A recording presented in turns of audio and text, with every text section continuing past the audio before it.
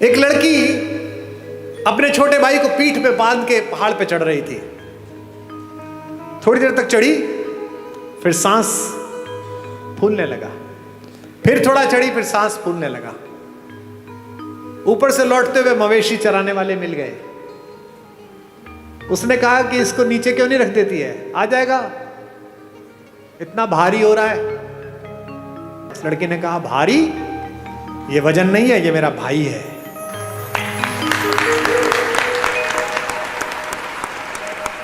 एक व्यापारी सोने की अशर्फियां पीठ पर बांधे हुए पहाड़ पर चढ़ रहा था। उसी पहाड़ पर सोने की अशर्फियां भारी थी।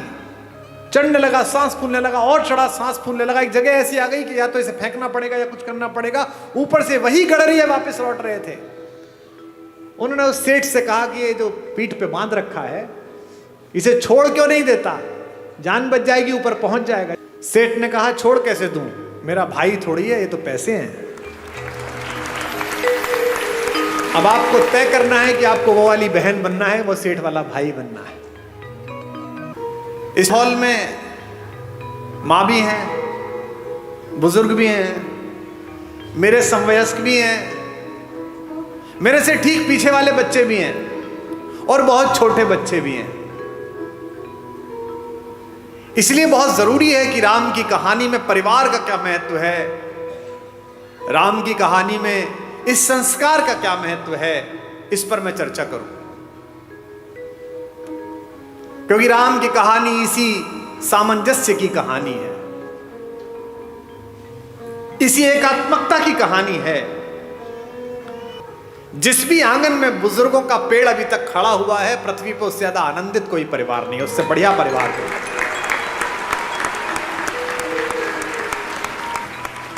और परिवार को यह जानना जरूर है कि ये परिवार बचेंगे कैसे। परिवार में काम करने वाले लोग, साथ में व्यापार करने वाले लोग, गाड़ी चलाने वाला ड्राइवर, आपका माली, आपका मैनेजर, आपका कैशियर, इन पर भी लगाम रखनी है। क्योंकि अगली पंक्ति पर आप शायद सहमत होंगे तो मैं अपना वाचन, अपनी बात शुरू करूंगा। बहुत आवश्यक है कि इन पर भी लगाम हो, इन पर भी दृष्टि हो। क्योंकि राम की कहानी यही बताती है कि किसी एक महल में एक मंथरा निकल जाए तो कितना दुख पैदा हो सकता है, और किसी घर में एक राम निकल जाए तो कितना सुख पैदा हो सकता है।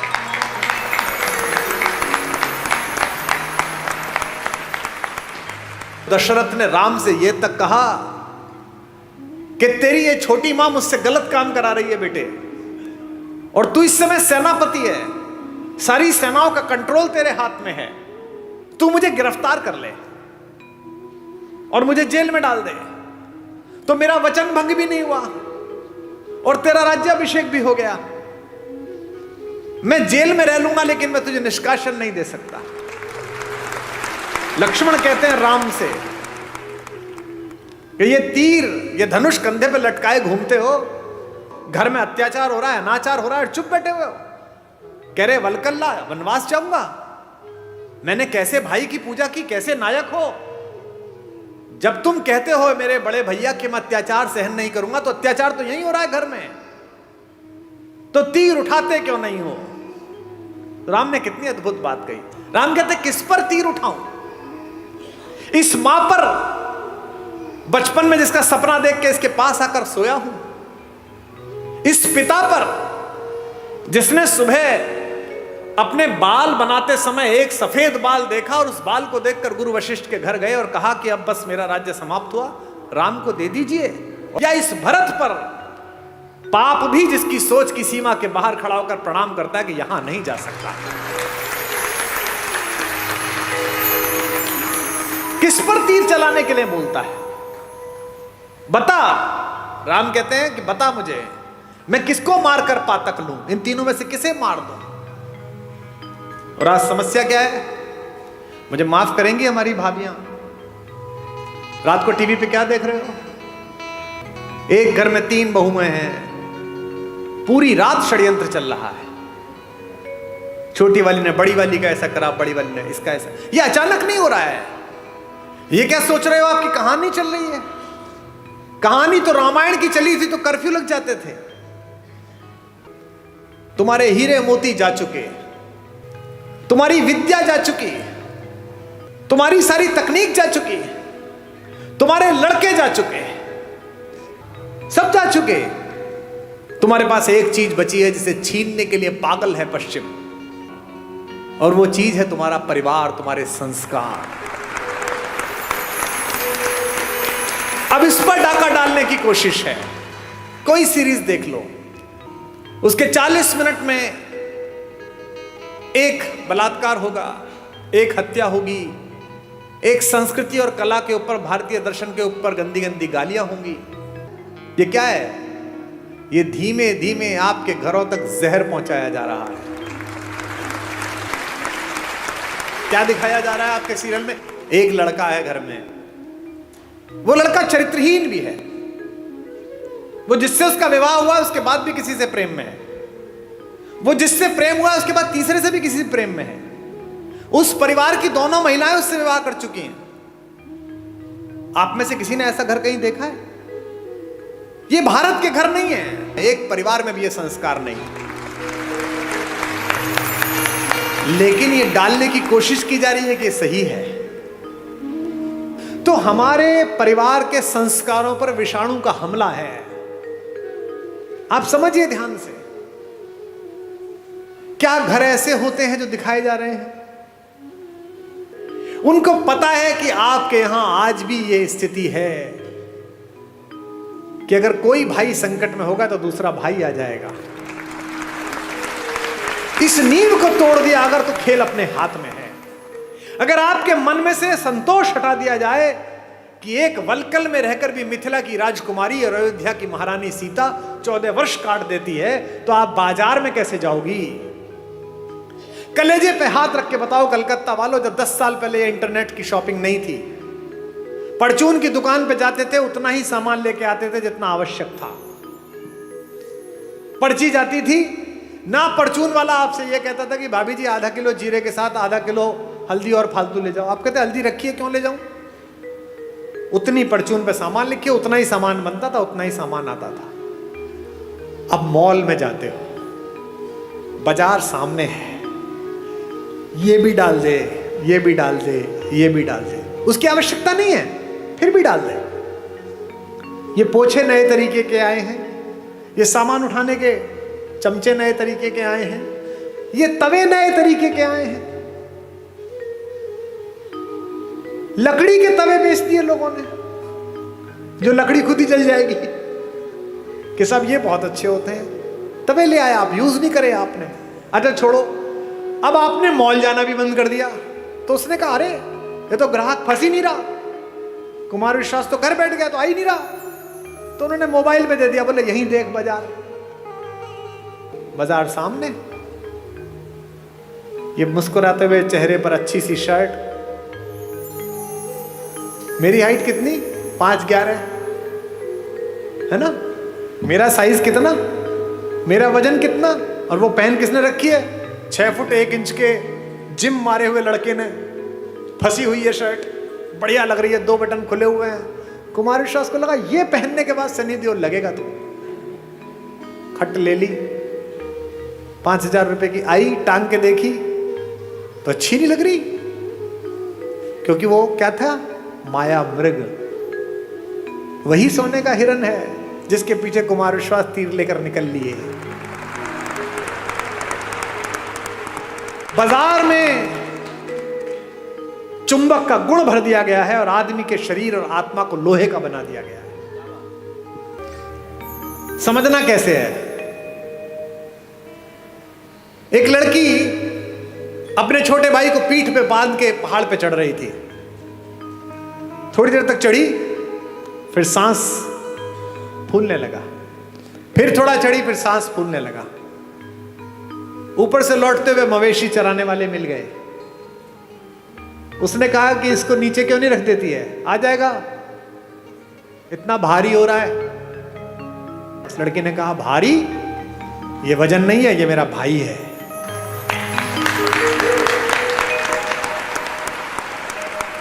एक व्यापारी सोने की अशर्फियां पीठ पर बांधे हुए पहाड़ पर चढ़ रहा था। उसी पहाड़ पर सोने की अशर्फियां भारी थी, चढ़ने लगा, सांस फूलने लगा, और चढ़ा, सांस फूलने लगा। एक जगह ऐसी आ गई कि या तो इसे फेंकना पड़ेगा या कुछ करना पड़ेगा। ऊपर से वही गडरिया वापस लौट रहे थे।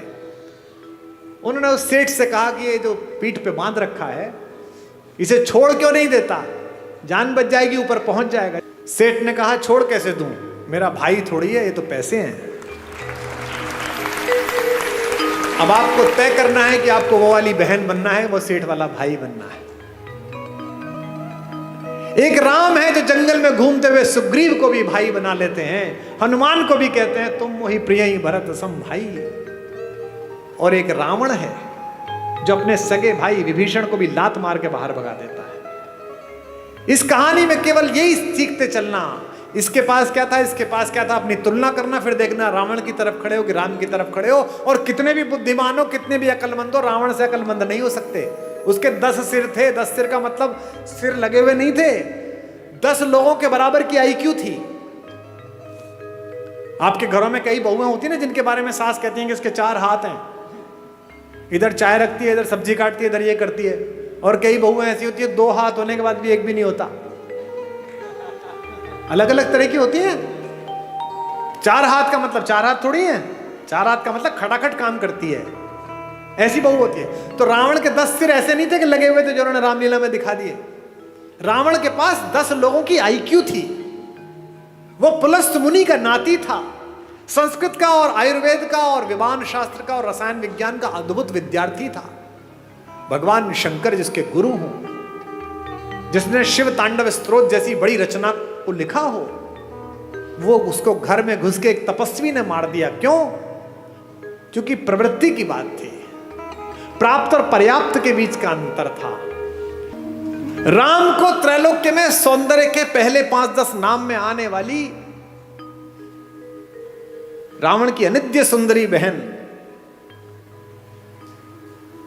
सूपनखा प्रस्ताव देती है कि जंगल है, कौन देखेगा, मुझसे प्रेम कर ले, विवाह कर ले।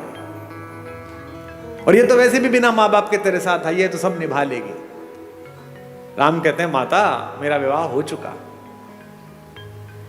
लक्ष्मण से कहती है, लक्ष्मण भी यही करते हैं।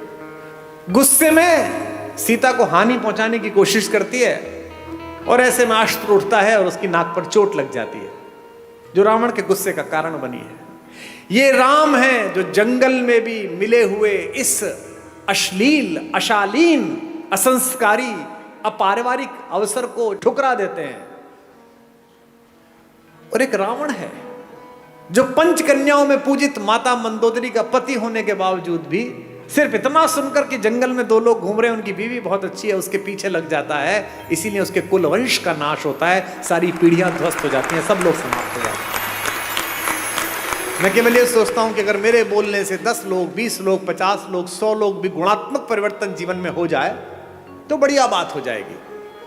तो एक सज्जन ने मुझे चिट्ठी लिख कर दी, ऐसे ही जैसे ये चिट्ठी आई है कि साहब वो मैं कल आया था, आपने राम और भरत के प्रेम के विषय में बताया, और मेरे सगे भाई साहब जो हैं वह हिम्मतनगर गुजरात में रहते हैं, और मेरा उनसे 25-30 साल से संपत्ति विवाद चल रहा है। ना मैं उनके बच्चों की शादी में गया, ना वो मेरे शादी में आए। पर कल रात सुन के मैं बहुत रोया।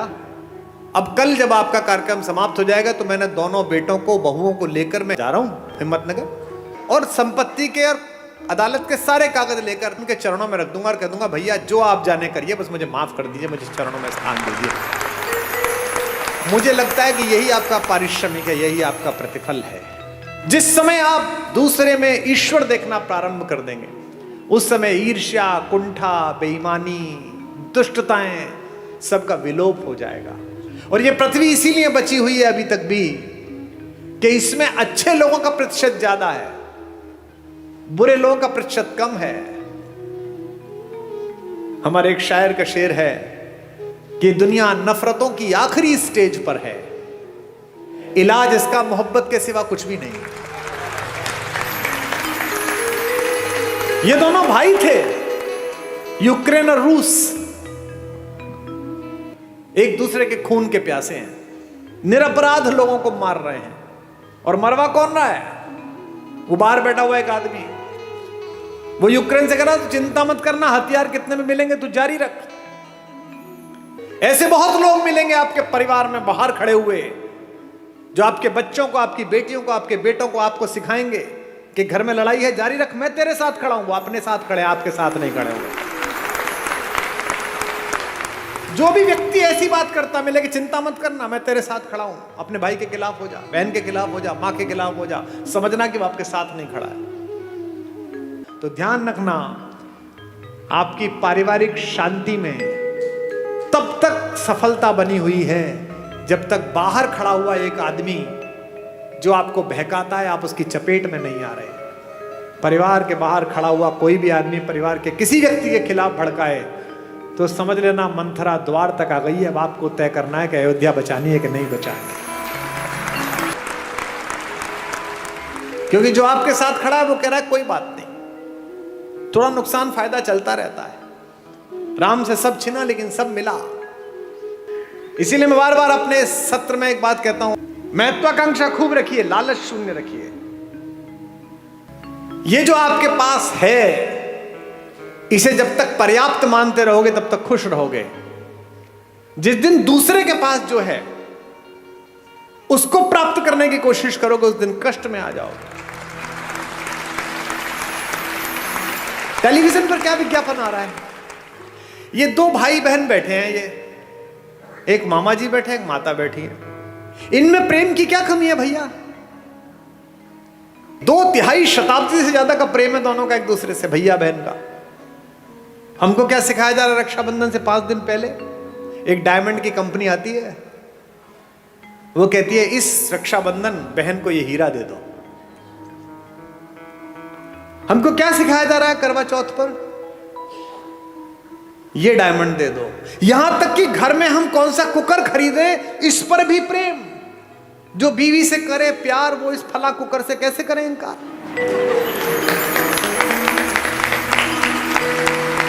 यानी जिनके घर में वो कुकर नहीं आता वो अपनी पत्नी से प्रेम नहीं करते। मेरे घर में शुरू में कुकर नहीं था तो मेरे पिता ने मेरी मां से प्रेम नहीं किया। कैसी मूर्खतापूर्ण बात है। साधनों से अगर प्रेम होता, अगर साधन प्रेम का प्रतीक होते तो राम पिछड़ जाते, रावण जीत जाता।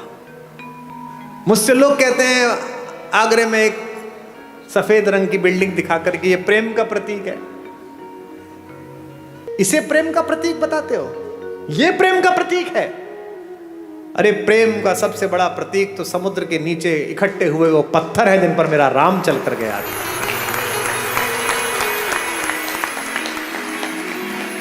राम ने कहा है ऐसी की तैसी इस पर्वत की, ऐसी की तैसी समुद्र की।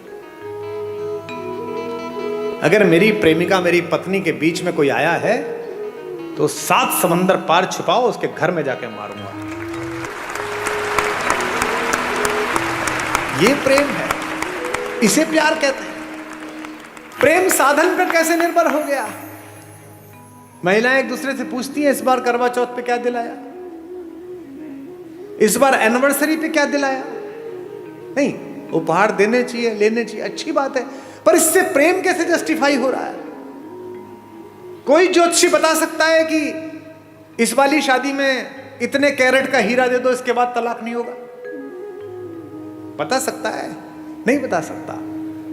लेकिन अगर माओ ने बेटियों में संस्कार डाले हों कि जिस घर जा रही हो उस घर में जो मां है वो भी मां ही है, अगर पिताओं ने पुत्रों में संस्कार डाले हों कि जिसकी बेटी इस घर में आ रही है उसका उतना ही अधिकार है जितना तेरा इस घर पर अधिकार है, तो हीरे की जरूरत ही नहीं है, घर ही अयोध्या बन जाएगा। अनुभव की मान्यता है। जिन परिवारों में अनुभव का सम्मान नहीं है उन परिवारों में प्रगति नहीं है। दिस इज माई लाइफ कहने वाले जो लोग हैं ना, जो छोटे बच्चे हैं, उनको ये जानना चाहिए कि अनुभव के सम्मान से ही बहुत सारी चीजें आती हैं। अनुभव से ही अगर सारे वानर युवा होते और एक जामवंत ना होता तो राम सीता तक पहुंच जाते। सब तो समुद्र के किनारे खड़े होकर ये सोच रहे थे यार मैं 40 किलोमीटर जा सकता हूं, मैं 5 किलोमीटर जा सकता हूं, कूद चेक कर रहे थे। जामवंत थे, उन्हें पता था कि ये हनुमान जा सकता है, लेकिन ये भूल गया है, इसको शाप मिला है। लेकिन कोई याद दिलाएगा तो याद आ जाएगा। तो हनुमान के कंधे पर हाथ रखकर बुजुर्ग जामवंत ने क्या कहा? का चुप साध रहे बलवाना, तू क्या चुप बैठा हुआ है, तू तो पार कर ही सकता है। और हनुमान ने मार दी उछाल और चले गए परली पार। इसलिए हर घर में एक जामवंत जरूरी है, एक बुजुर्ग जरूरी है कि जब तुम थक जाओ तो तुम्हारे कंधे पर हाथ रखकर कह सके, क्या चिंता करता है बेटा, मार उछाल। एक जामवंत सबके घर में जरूरी है। और हम इन जामवंतों को सोचते हैं कि ये तो बूढ़े हो गए, ये क्या बताएंगे। मेरे पिता 86 वर्ष के हैं, वो फोन करते हैं तो मैं बिल्कुल एकदम सतर्क होकर उनसे बात करता हूं। उनका नाम भी सेव कर रखा है, रॉयल टाइगर। तुरंत डर के फोन उठाते हैं। मेरी बेटियां हंसती हैं कि बोलो, बहुत बड़े ज्ञानी बनते हो, किसी को कुछ भी समझते नहीं हो। अब देखो, मैं जानता हूं 87 वर्ष का एक बुजुर्ग आदमी मेरा कुछ नहीं बिगाड़ सकता अगर मैं अभद्रता करूं, वो भी जानते हैं। लेकिन मैं उनके आदर के अतिरिक्त मेरा लोभ ये भी है कि मेरी बेटियां ये सीख जाएं, ताकि मैं जब 87 वर्ष का हूं तो मेरी बात को वो गंभीरता से सुने कि बाप का फोन आया। यदि चाहते हो कि तुम्हारा बेटा तुम्हारा आदर करे तो अपने पिता का आदर करना शुरू कर दो। यदि चाहते हो कि तुम्हारे बेटियां दूसरे घरों में जो गई हैं उनको स्नेह मिले तो अपनी बहुओं को स्नेह देना शुरू कर दो। यह संभव नहीं है कि तुम दूसरे की बेटी को स्नेह नहीं दोगे और अपनी बेटी के लिए स्नेह का मांग करोगे। यह सब वाइस वर्सा है, यह भी ईश्वर ने तय किया है। और शेष रघुनाथ पर छोड़ दो, शेष भगवान पर छोड़ दो, क्योंकि अगर वो साथ हैं तो फिर किस बात की चिंता।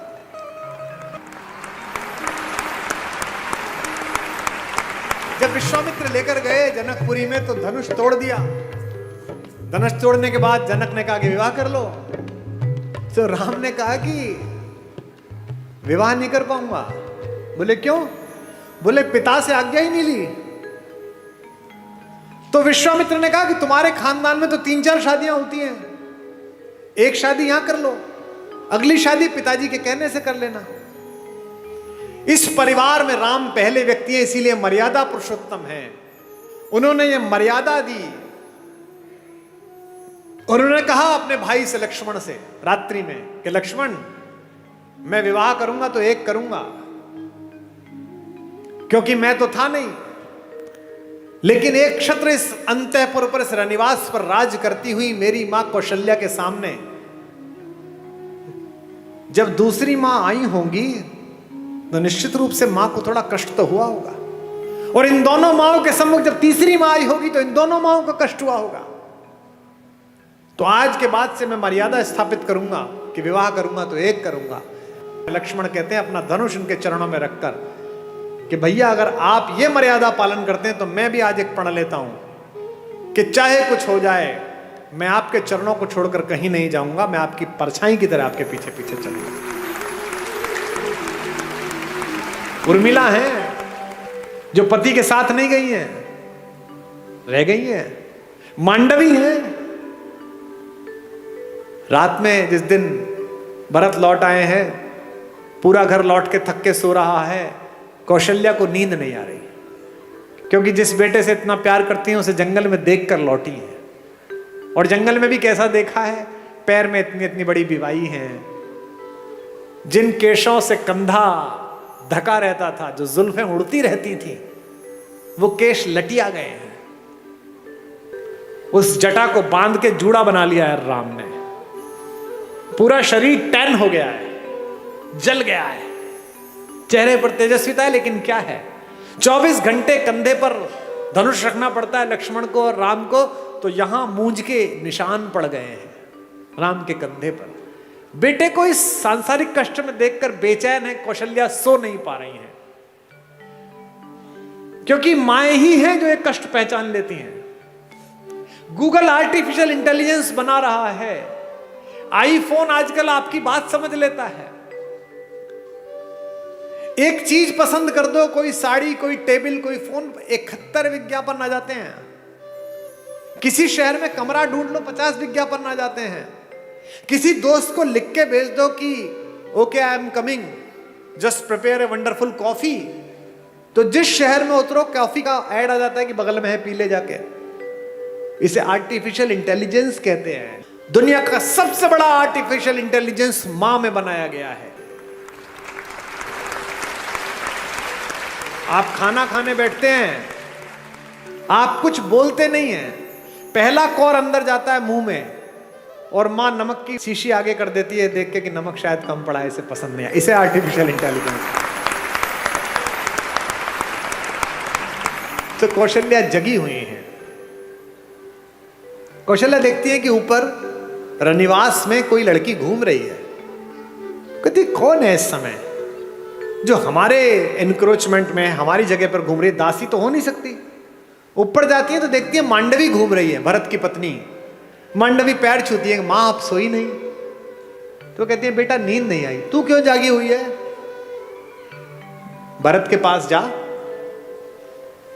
मांडवी कहती है कि मां शायद आपको पता नहीं, आप कक्ष में थी, वो तो यहां नहीं है। कहां गया? उन्होंने कहा कि जब तक राम जंगल में रहेंगे मैं राजधानी में नहीं रहूंगा। मैं अयोध्या के ठीक बाहर नंदीग्राम में कुटिया बना के रहूंगा। राम नीचे सोते हैं, मैं नीचे सोऊंगा। वो वलकल पहनते, मैं वलकल पहनूंगा। वो चप्पल नहीं पहनते, मैं चप्पल नहीं पहनूंगा। वहीं से मैं अयोध्या चलाऊंगा। कहां? तो दिखाती है कि मां वो देखो दूर जो कुटिया बनी हुई है, वो कुटिया बनाई है। तू क्यों नहीं गई बेटा? मांडवी कहती है मां मैंने तो कहा था जंगल में आपको जरूरत पड़ेगी, मैं आपके साथ चलती हूं। देखिए कैसा भरत है। उन्होंने मुझसे कहा कि नहीं, भाभी जंगल चली गई है, तीनों माएं अकेली हैं, ऐसे में बड़ी बहू तू है, तेरा घर पर रहना जरूरी है तीनों माओं की सेवा के लिए। ऐसी मांडवी है, ऐसा भरत। फिर मांडवी से कहती है अच्छा कोई बात नहीं, तू सो जा। बोले नहीं, अभी मां उनकी झोपड़ी में दीपक जल रहा है, यानी वो काम कर रहे हैं। जब तक वो जागेंगे तब तक तो मुझे जागना पड़ेगा। लोग हमसे कहते हैं कि ये वुमेन एम्पावरमेंट के खिलाफ है। तुमसे कभी कोई कहता मिले कि हिंदुस्तान वुमेन एम्पावरमेंट के खिलाफ था तो इन्हें सदा बताना। आज से 1000 साल पुरानी कोई मूर्ति निकाल के लिया हो हिंदू देवी देवताओं की, सब में उनकी पत्नियां उनके बगल में खड़ी हुई हैं। ऐसा कोई देवता नहीं मिलेगा जो अपनी पत्नी के बिना खड़ा। हिंदुस्तान के देवताओं के नाम क्या है? भारत के देवताओं के क्या नाम है? सीताराम। कभी सुना राम सीता? आपने कभी सुना राम सीता का मंदिर है? सीताराम का मंदिर है। आगे राधा कृष्ण। आपने सुना वृंदावन में कृष्ण राधा का मंदिर है? नहीं, राधा कृष्ण। हमारे सारे देवी देवताओं में पहले पत्नी का नाम है नमः पार्वती पतये। पार्वती पति को प्रणाम है। हमारे यहां पहले देवियों के स्थान है, बाद में देवता आते हैं। दुनिया की पहली जज भारत की महिला हुई। जब आद्य शंकराचार्य ने आचार्य मंडन मिश्र के साथ शास्त्रार्थ किया तो यह तय हुआ कि एक जज बिठाया जाए। जज कौन बैठे? तो मंडन मिश्र की पत्नी देवी भारती बैठी, जो कहते हैं वुमेन एम्पावरमेंट। और ये जो घूंघट है ये भी भारत में नहीं था। ये तो जब इन्वेजन आया तब उन आतंकवादियों से बचाने के लिए कहा गया महिलाएं घूंघट कर लें ताकि ये लूटमार ना कर पाए ज्यादा। आपने आज तक भी पार्वती जी, सीता जी कभी आपने घूंघट में देखी? 1000 साल 1500 साल पुरानी मूर्तियां ले आओ, सामान्य रूप से एक साड़ी पहन रखी है, कंचुकी पहन रखा है, नीचे पहन रखा है और आभूषण पहन रखे हैं, और हमारी माता तैयार है। दुनिया की सबसे शक्तिशाली महिला अवधारणा हमारे यहां। रावण अपने महल में आकर बहुत रोता है, जोर जोर से रोता है। मंदोदरी ने पूछा कि क्यों रोते हो? अब तो उठा लाए उसे। बोले उठाकर भी बेकार, वो मुझसे प्रेम की दृष्टि ही नहीं डालती मुझे। पत्नियां कैसी भी हो, पति का दुख नहीं सह पाती। और मंदोदरी तो पंचकन्याओं में से एक पूजित है, हमारी माता। माता मंदोदरी ने कहा कि अच्छा बात तो दुष्टतापूर्ण है, पर तुम्हें कष्ट ना हो इसके लिए तुम्हें एक सलाह दे रही हूं। तुम तो मायावी हो, एक काम करो, कल राम का रूप बना के उसके सामने जाना, वो राम समझ के तुम्हें प्रेम कर लेगी। इस पर रावण और फूट फूट कर रोने लगा। उसने कहा अब क्या हुआ? बोले ये प्रयास 4-5 बार कर चुका हूं, पर जैसे ही राम का रूप धारण करता हूं मुझे तुम्हारे अतिरिक्त दुनिया की प्रत्येक स्त्री अपनी बहन दिखाई देने लगती है, अपनी मां दिखाई देती है। तो राम कैसे नजर आते हैं अगर आपकी दृष्टि में उतरते हैं? उनके चरणों में ही सुख के चारों धाम नजर आते हैं। उनके चरणों में ही सुख के चारों धाम नजर आते हैं। भावनाओं के और भक्ति के सब आयाम नजर आते हैं। भावनाओं के और भक्ति के सब आयाम नजर आते हैं। मन के चित्रकूट से लेकर आशाओं की अवधपुरी तक, मन के चित्रकूट से लेकर आशाओं की अवधपुरी तक, जिधर नजर जाती है मुझको, जिधर नजर जाती है मुझको, केवल राम नजर आते हैं। जिधर नजर जाती है मुझको, केवल राम नजर आते हैं। तुझ में राम नजर आते हैं, तुझ में राम नजर आते हैं। तुझ में राम नजर आते हैं, तुझ में राम नजर आते हैं। अच्छा, ये बच्चियां बैठी हैं, इनकी जब शादी होती है तो एंगेजमेंट रिंग कितनी महंगी बनती है।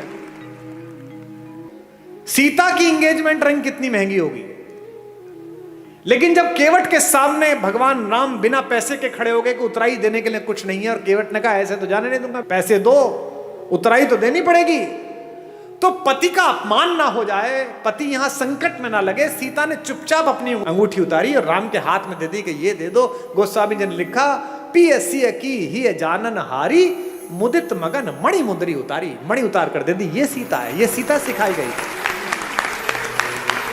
ये सीता घर घर में सिखाई गई थी। इसीलिए हमारी माएं, हमारी नानियां, हमारी दादियां कम में काम चला लेती थी।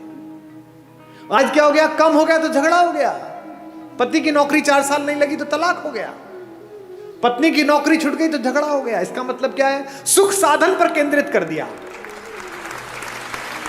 और यहां बैठे हुए धनी लोगों, सुख साधन में है ही नहीं। तुम्हारे ऑफिस में जो 15,000 रुपए में बाहर खड़े होकर सफाई करता है लड़का, जो तुम्हारी गाड़ी पर पोछा मारता है, किसी दिन कलकत्ता में आसमान में हल्की बारिश होती है, साइकिल से वापस जाता हुआ बाजार से पाव भर बेसन खरीदता है, पाव भर प्याज खरीदता है, आलू खरीदता है, एक छोटी सी बोतल में 200 मिलीलीटर तेल सरसों का लेता है और पत्नी से कहता है मौसम बहुत अच्छा रहा, पकौड़े बना ले। वो स्टोव पे पकौड़े बनाती है, दोनों बाहर बैठकर खाते हैं और शाम को सोते हुए कहता है यार क्या शाम बीती है, भगवान का धन्यवाद, क्या अच्छा मौसम है, क्या बढ़िया हो।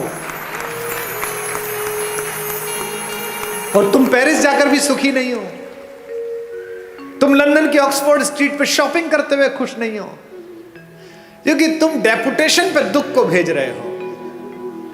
दुख हो गया है थोड़ी मार्केटिंग कर लूं शायद कम हो जाएगा, दुख हो गया है थोड़ा मेकअप करके एक सेल्फी ले लूं शायद कम हो जाएगा।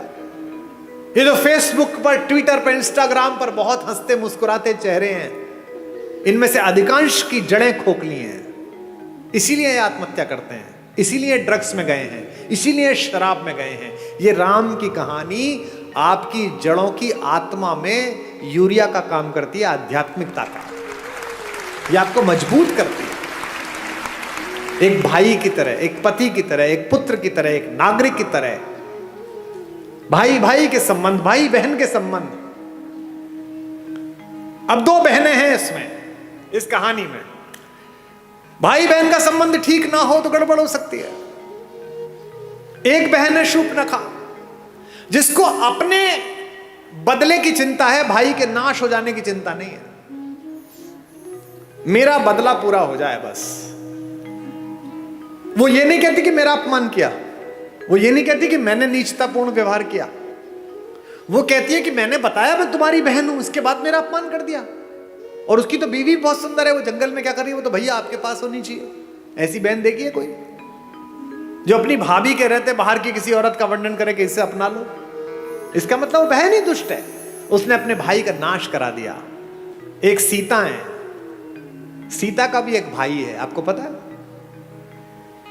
जब अशोक वाटिका में माता बैठी हुई है तो रावण आता है उनसे मिलने, रोज आता है, कहता है मेरा प्रणय प्रस्ताव स्वीकार कर ले। क्या उस तपस्वी के पीछे पड़ी रहेगी, वो तो जंगली है, मैं मार दूंगा उसे, खत्म हो जाएगा, वो कुछ नहीं कर पाएगा, तुझे ले नहीं जाएगा। माता पूरी सात्विकता के साथ बैठी है।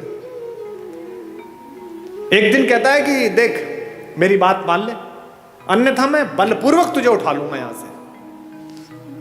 तो वो जिस चटाई पर बैठी हैं उस चटाई का एक तिनका तोड़ती हैं और तिनका तोड़कर अपने रावण के बीच रख देती हैं और कहती हैं कि तू कैसी मूर्खतापूर्ण बात करता है रे, कि तू मुझे छू लेगा? ये तिनका रखा है, इसे पार करके दिखा दे, तेरे में औकात है तो। एक वैज्ञानिक सोच वाली युवती ने मुझसे पूछा कि क्या कुमार विश्वास जी, आप भी कैसी पोंगा पंडितों वाली मूर्खतापूर्ण बातों की समर्थन करते हो?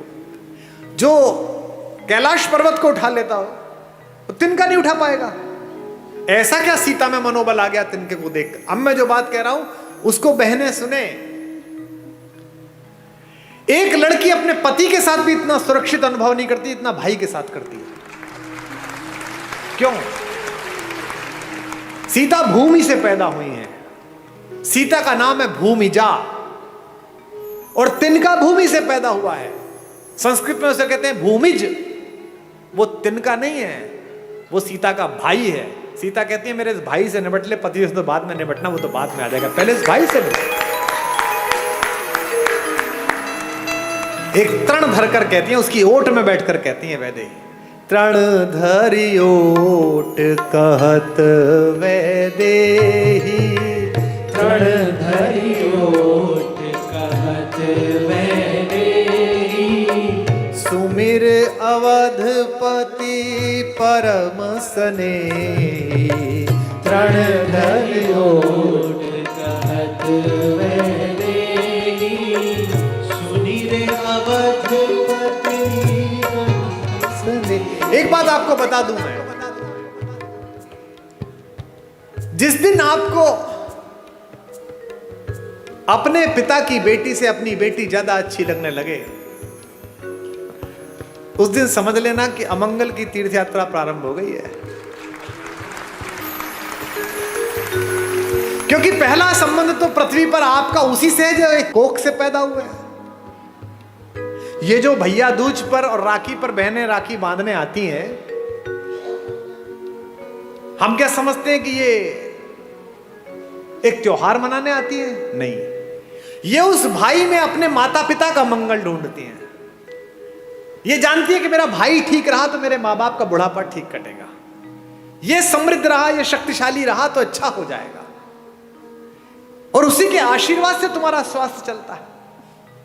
इसीलिए उस तिनके की ओट पर बैठी हुई सीता जानती है कि जब तक ये तिनका है, जब तक ये मेरा भाई है, चाहे कैसा भी हो, तिनके से ज्यादा गरीब बेचारा कौन होगा?